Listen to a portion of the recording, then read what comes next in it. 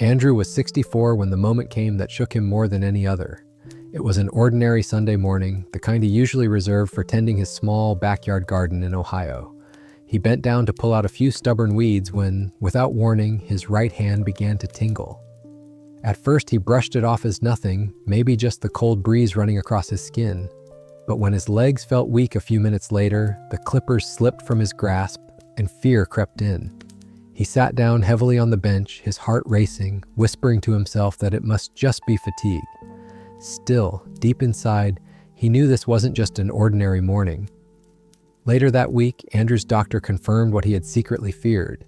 His blood pressure had climbed dangerously high, and worse, the doctor gently explained that he was edging closer to a stroke if he didn't make changes soon. Andrew, who had always believed he was living sensibly, was stunned. He had never smoked, rarely touched alcohol, and prided himself on filling his kitchen with colorful fruits every season. How could something so natural, something he thought was his shield, possibly be part of the problem? That question stayed with him as he left the clinic, the weight of it pressing harder than the autumn sky above him. I still remember the way Andrew told me about that drive home. The leaves were just beginning to turn, bright oranges and reds sweeping across the hillsides. Yet all he could think about was how fragile his body suddenly felt, how time had crept up on him without warning. He remembered his father, who had suffered a stroke at 72, and the memory of seeing him confined to a chair haunted him. Andrew didn't want that future for himself. He wanted to walk, to laugh, to play with his grandchildren without fear in his chest or weakness in his legs. That desire, quiet but steady, became the beginning of his change. The first step wasn't easy. Andrew had to look at the very foods he trusted most, the fruits he ate each morning with confidence. He realized that what helped him when he was younger wasn't serving him in the same way now. His body had changed, his arteries had changed, and even his metabolism had slowed down. The sweetness he once thought harmless now carried hidden dangers for his blood vessels. It was a painful realization, almost like finding out an old friend had betrayed him, but it was also the spark that kept him moving forward. Andrew didn't see this as punishment. Instead, he began to see it as a second chance. Each adjustment, each small step he took was a way of reclaiming his future. He spoke often of how strange it felt to relearn what he thought he knew, how humbling it was to accept that age changes the rules of the game. Yet in that humility, he found strength. He started to notice his energy returning, his sleep deepening, and that heavy cloud of fear slowly lifting. What could have been the beginning of decline became instead a quiet path toward healing, and that is where his story truly begins. Andrew never forgot the way that morning light fell across his garden. It had always been his sanctuary, the quiet space where he felt most himself. The roses he had planted years ago were just beginning to bloom again, their soft red petals promising another season of beauty. But that morning, as his hand slipped from the clippers, he realized the world he trusted could tilt in an instant. The tingling that crawled up his arm was not just a passing nuisance, it was a whisper from his body, a warning that something deeper was stirring inside. His legs wavered under him, and for a moment he imagined what it would be like if they gave way completely. That thought sent a wave of panic through him, sharp and cold. When Andrew sat with his doctor later that week, he expected to be told he was simply overdoing things. But instead, the doctor's voice carried a weight that pressed down on the room. His blood pressure was too high. His cholesterol had inched upward over the years without him realizing it. And worse, the doctor explained gently, his diet, one that Andrew had always been proud of, was not protecting him the way he thought. Fruits, those bright and comforting companions on his table, were no longer all safe havens. Some of them, taken in the wrong amounts, could be fueling the very risks that threatened him. Andrew sat stunned. He had always believed fruit was untouchable, the symbol of health itself. The idea that it could harm him felt like betrayal. That night, as he sat at the kitchen table, the house quiet around him, Andrew found himself staring at the fruit bowl. Bananas, grapes, a pile of oranges, they had been a part of his daily rhythm for as long as he could remember. His grandchildren loved to grab them after school, and he often thought he was doing them a kindness by keeping the bowl full. Yet now, each piece seemed to carry a question mark. His wife, Margaret, noticed the way he looked at them. She touched his shoulder and asked softly, "What did the doctor say?" Andrew hesitated, unsure how to explain the strange mix of fear and disbelief inside him. He finally admitted He says some of these could be hurting me more than helping. Her eyes widened, and in that moment he realized he wasn't just changing for himself. He was changing for her, for his children, for every laugh and memory still waiting in the years ahead. The next morning, he peeled a banana slowly, remembering the doctor's words. Bananas, though healthy in many ways, carried natural sugars and starch that could burden his blood vessels when eaten in excess. He remembered how often he reached for one without thought, sometimes twice a day, believing it was a guiltless choice. Now he chewed carefully, each bite carrying both comfort and caution. He wasn't ready to throw away the fruit bowl, he couldn't, but he began to see each decision not as routine but as a crossroad. That shift, small and quiet, marked the start of his journey. Andrew began journaling that week. He wrote about how it felt to question the habits of a lifetime, about the unease of not knowing which choices were safe anymore. He wrote about his father's stroke and the fear of repeating that story. But he also wrote about hope, the hope that with awareness he could rewrite his path. He described how he wanted to live to see his granddaughter's wedding, how he dreamed of teaching his grandson how to plant roses just like the ones in the garden. These thoughts became his compass, guiding him through the uncertainty. It wasn't a diet plan or a strict rule book that started Andrew's transformation. It was this, the realization that age changes everything. What once nourished him without question now required balance, attention, and respect. That first step was not about banning fruits or fearing food. It was about listening to his doctor, to his wife, and most importantly, to the quiet messages from his own body. Andrew didn't yet know how many changes he would face, but he understood one truth that anchored him. The choices he made now could determine whether his future was lived in freedom or in fear. And for him, that made every small step worth taking. The following Sunday, Andrew sat at the long oak table with his family, the kind of gathering that had always brought him joy. The kitchen was filled with chatter and the clinking of glasses, the smell of roasted chicken mixing with the sweetness of fresh fruit on the counter. His daughter, Emily, had brought over a large bowl of grapes, their skin shining in the afternoon light. She placed them at the center of the table with a smile, the way she always did, certain that fruit was the healthiest gift she could give her parents. But Andrew's eyes lingered on them with a heaviness that didn't escape Margaret's notice. He reached for just one grape, rolling it between his fingers before placing it on his plate. It wasn't that he no longer loved the taste, it was that he had learned something unsettling. Grapes, with all their sweetness, could send sugar surging into his bloodstream more quickly than he ever realized. For years, he had eaten handfuls of them in the evening, sometimes while reading in his armchair, believing he was doing his body a favor. Now he pictured that sugar coursing through his veins, nudging his blood pressure higher, quietly burdening the heart he relied on. That image stayed with him far longer than the burst of flavor on his tongue. Margaret leaned closer and whispered, "Are you all right?" Andrew nodded, but the truth was complicated. He wasn't afraid of food itself, he was afraid of how little he had truly understood it until now. His doctor's words echoed in his mind, a reminder that even the foods that seemed innocent could carry risks when his body no longer handled them as it once did. It wasn't about eliminating grapes forever, it was about learning the boundary, recognizing that after 50, the rules had changed. That shift, accepting that the familiar could be dangerous in excess, was harder than he expected. As the meal continued, Andrew found himself quiet, listening more than speaking. He heard the laughter of his grandchildren, the way Emily teased her younger brother, the warmth of family weaving through the room. And he realized what was at stake. This table, these voices, this togetherness, it was the heartbeat of his life. A stroke would not only steal from him, but from them as well. His father's silence after his own stroke came rushing back, the way the family meals had grown quieter, as if the air itself carried sorrow. Andrew clenched his hand around his glass, promising himself he would do whatever it took to keep that shadow away from his home. Later that night, as he washed the dishes with Margaret, she asked gently, "What do we do now?" Andrew smiled faintly at the word we. It wasn't just his journey, it was theirs. He told her about the grapes, about how they could overwhelm his system if he wasn't careful. She listened closely, then simply said, "Then we'll share smaller bowls." It was such a modest answer, but to Andrew it felt profound. It meant he wasn't alone. It meant each change, no matter how small, could be carried together. In the days that followed, Andrew began to notice how often food appeared at the center of his memories. Fruit bowls at the family table, baskets at church gatherings, plates handed to him by friends. They weren't just food, they were tokens of care, of love.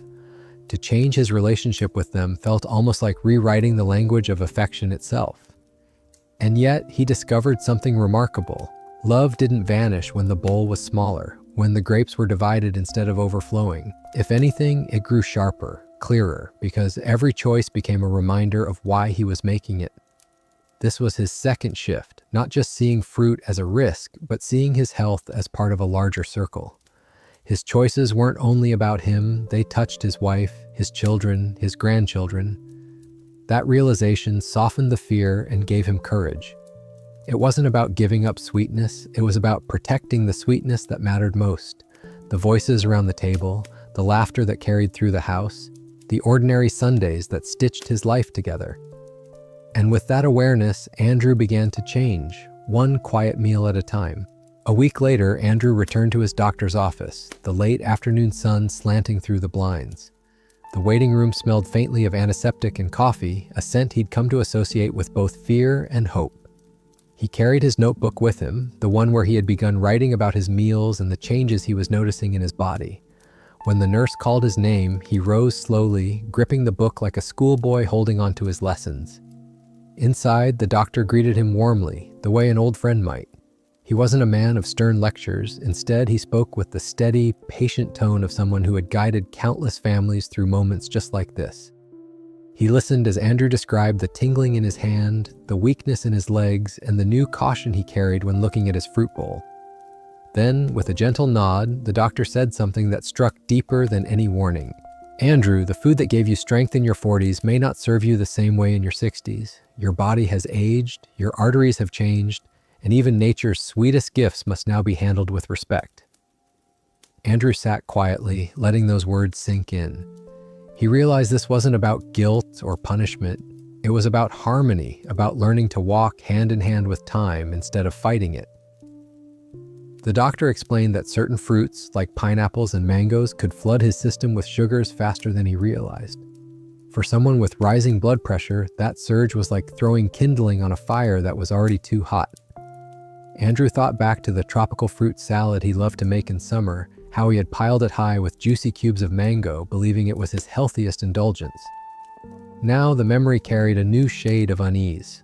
As he drove home that evening, Andrew thought about the word respect. It wasn't that mangoes or pineapples were enemies. They were simply powerful, and his body, in its aging wisdom, was asking him to treat them with care. He began to see food differently, not as good or bad, but as a kind of dialogue with his health. The tingling in his hand had been the first voice. The doctor's words were the second. Now it was up to him to listen, to answer in the way he lived. When Andrew walked through the door, Margaret was at the stove, stirring a pot of soup. She glanced at him, searching his face for answers. He kissed her cheek and said softly, "We have to respect the fruit." She looked puzzled, but then he told her what the doctor had said, how the sugar in tropical fruits could strain his blood vessels more than he realized. Margaret nodded slowly, her brow furrowed in thought. She didn't protest, didn't argue. Instead, she ladled the soup into 2 bowls and said, "Then we'll learn together." Her steady presence was a balm, reminding him he wasn't facing this shift alone. That evening, Andrew sat with his notebook again, writing not just about food, but about lessons. He wrote that aging was not a loss, but a teacher, one that demanded patience and humility. He thought of his grandchildren again, how they ran freely in the yard, unaware of the years ahead of them. He hoped that by changing now, by listening and adjusting, he could show them what it meant to grow old with grace rather than fear. That thought filled him with quiet determination. The shift in Andrew's mind was subtle but profound. He no longer saw his diet as a battle to win or lose. Instead, he saw it as a relationship to nurture, a conversation with his own body that required gentleness and care. That was the doctor's quiet lesson, not a lecture, not a list of forbidden foods, but an invitation to live differently, to carry respect into every choice. And for Andrew, that respect began to change not only what he ate, but how he saw himself in the mirror of his own years. One quiet evening, Andrew sat in his living room, the soft hum of the clock on the wall marking the passing minutes. Margaret had gone to bed early, and the house was wrapped in silence. He leaned back in his chair, staring at the family photographs on the mantel. One in particular caught his eye, a black and white picture of his father, taken when Andrew was just a boy. His father stood tall and strong in that photo, a man who had worked with his hands all his life. But the image was bittersweet because Andrew could not look at it without remembering the day everything changed. His father had been 72 when the stroke struck. Andrew could still see it as if it were yesterday, the sudden slump in his father's face, the way his words tumbled into confusion, the shock that rippled through the family as they rushed him to the hospital. For weeks afterward, Andrew remembered the smell of disinfectant, the echo of footsteps down sterile hallways, and the helplessness that settled over them all. His father had survived, but the man who returned home was not the same. He was quieter, slower, and though his spirit was still there, his independence had been stolen. That memory haunted Andrew more than he liked to admit. Now, decades later, Andrew felt his father's story tugging at his own. He thought about the way his father had eaten, the simple meals of bread, meat, and fruit, believing they were more than enough to keep him strong. He thought about how none of them had known what too much sugar or salt could do to aging arteries. His father hadn't been careless. He had simply lived in a time when knowledge was scarce. Andrew, on the other hand, had been given a gift his father never had: awareness. That realization stirred something powerful inside him. The next morning, Andrew stood at the counter holding an orange in his hand. He remembered how his father had loved them, how he used to slice them into wedges and pass them around to the children. But now, Andrew hesitated. Oranges were rich in vitamin C, yes, but the acidity and sugar could still challenge his system if he wasn't mindful. He thought about how his father would have wanted him to live, cautious but not fearful, respectful but not deprived. So he peeled the orange carefully, set aside half for later, and ate the rest slowly, savoring the taste without the guilt of excess. Margaret noticed the change. She watched how he measured his portions, how he paused before each choice, and she admired the quiet strength it took to reshape habits that had been built over decades. One evening she said softly, "Your father would be proud of you." Andrew's throat tightened, and for a moment he couldn't speak. He thought of his father's hands, rough from years of work, and of the way those hands had once steadied him as a child. Now it was his turn to steady himself, to carry forward not just his own life, but the legacy of the man who had shaped him. This shift, seeing his father's fate not as a shadow but as a guide, was transformative. It reminded him that change wasn't about fear of what could happen. It was about honoring what had already happened. His father's story was a warning, yes, but also a torch passed into his hands. Andrew decided he would not let that torch dim. Every cautious choice, every mindful bite, was his way of saying thank you to the man who had given him life and lessons, even in illness. As he closed his journal that night, Andrew wrote a single line: "I will not repeat history, I will rewrite it." And with that promise, he felt a new kind of peace settle over him. The memory of his father no longer weighed him down, it carried him forward. It was late on a Wednesday when Andrew felt it again, the weakness creeping into his legs. He had been reading in his armchair, the lamp casting a warm glow on the pages, when suddenly his calf muscles tightened and his foot tingled as if it had fallen asleep. He shifted, stretched, tried to shake it away, but the sensation lingered. Panic rose in his chest, the memory of that morning in the garden flashing back like an unwelcome ghost. He gripped the armrest, waiting, praying it would pass. And after a few minutes, it did, but not without leaving its mark on his heart. He knew now that the risks he carried were not distant possibilities. They were close, knocking at his door. When Margaret came into the room and saw the color drained from his face, she hurried to his side. "Was it your hand again?" she asked. Andrew shook his head. "My legs this time." The words hung in the air, heavy and sharp. Margaret sat beside him, her hand over his, her eyes filled with worry she tried not to show. "You can't keep ignoring this," she whispered, and she was right. Andrew realized then that his journey wasn't about adjusting a fruit bowl or taking smaller portions, it was about survival. Each choice was now directly tied to whether he would face another terrifying episode or whether he would live long enough to see his grandchildren grow. The following morning, Andrew returned to his doctor with Margaret by his side. The doctor listened carefully, nodding as Andrew described the weakness. Then he leaned forward and said something Andrew hadn't expected. "Your body is warning you, Andrew, and part of that warning is about how your blood vessels are reacting. Some of the fruits you've been eating, especially in the evenings, may be spiking your blood sugar and pressure at the very time your body is supposed to be resting. That's why you feel it most when you're still." Andrew frowned, thinking of the nights he had sliced a large piece of watermelon before bed, believing it was light and harmless. The doctor's words painted a different picture, one of arteries straining silently while he slept. That night, Andrew stood in the kitchen staring at the half watermelon in the fridge. Its pink flesh seemed almost mocking now, a reminder of how much he didn't know. He thought about the nights he had eaten it with a smile, feeling refreshed, unaware that he was burdening his body when it most needed calm. With a sigh, he cut a small slice, handed it to Margaret, and put the rest away. For himself, he chose a glass of water. The choice was painful, almost symbolic, but it felt like a line drawn in the sand. He would not let the sweetness of a moment rob him of the years ahead. Margaret, ever gentle, tried to lighten the mood.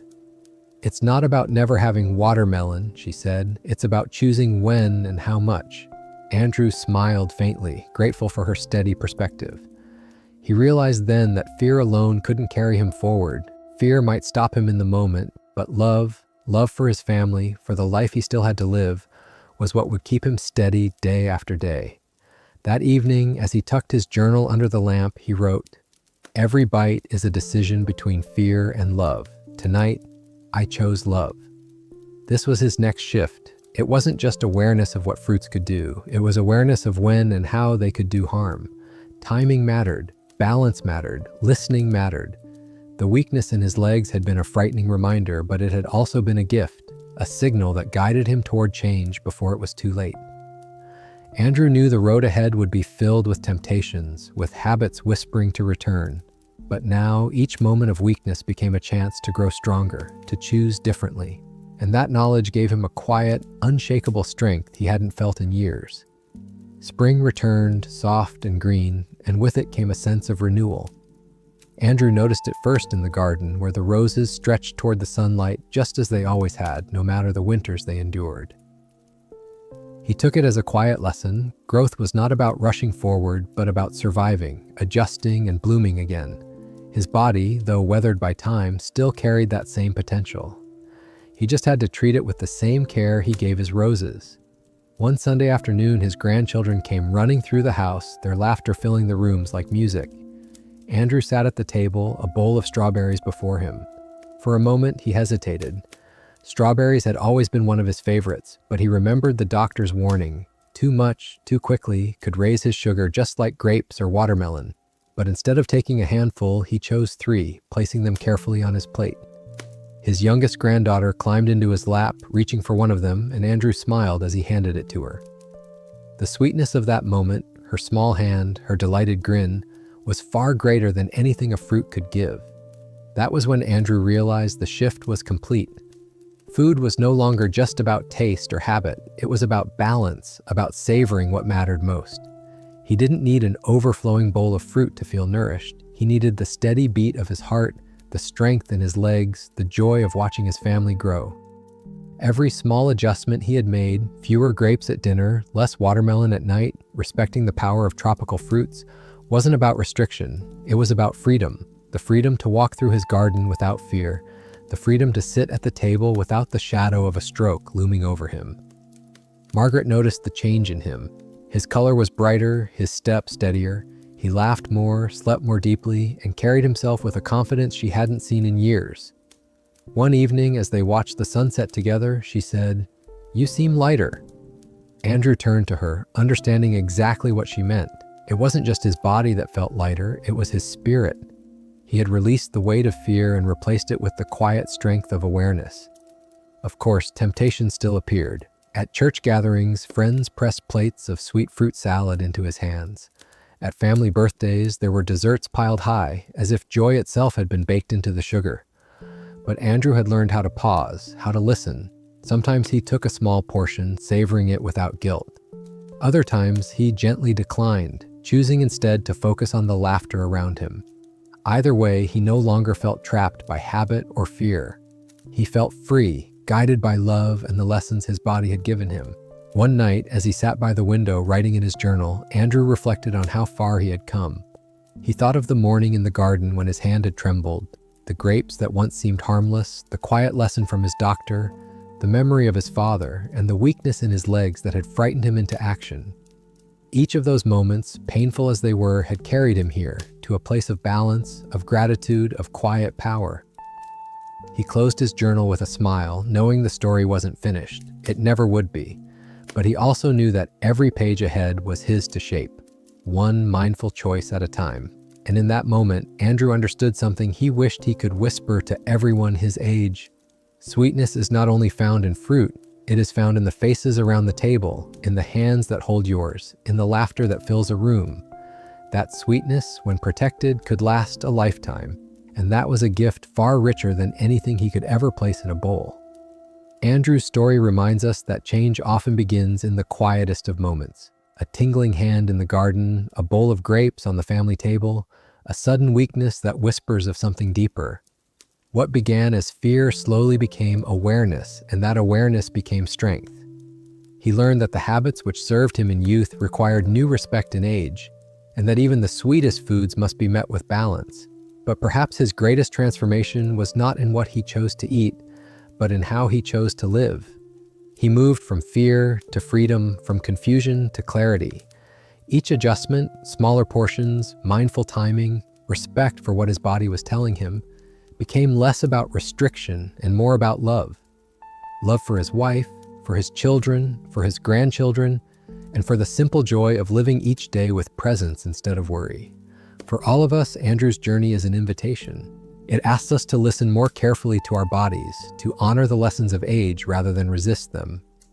It reminds us that the smallest changes, a little less sugar, a little more patience, a little more awareness, can open the door to years of strength and moments we might otherwise lose. And so, as we leave his story, let it not be a tale of fear, but a guide toward hope. May we all find the courage to respect the lives we've been given, to protect the sweetness that truly matters, the laughter around our tables, the memories still waiting to be made, the freedom to keep walking forward, because in the end, health is not just about what we avoid, it is about what we preserve. And that, my friends, is a gift worth guarding with every choice we make.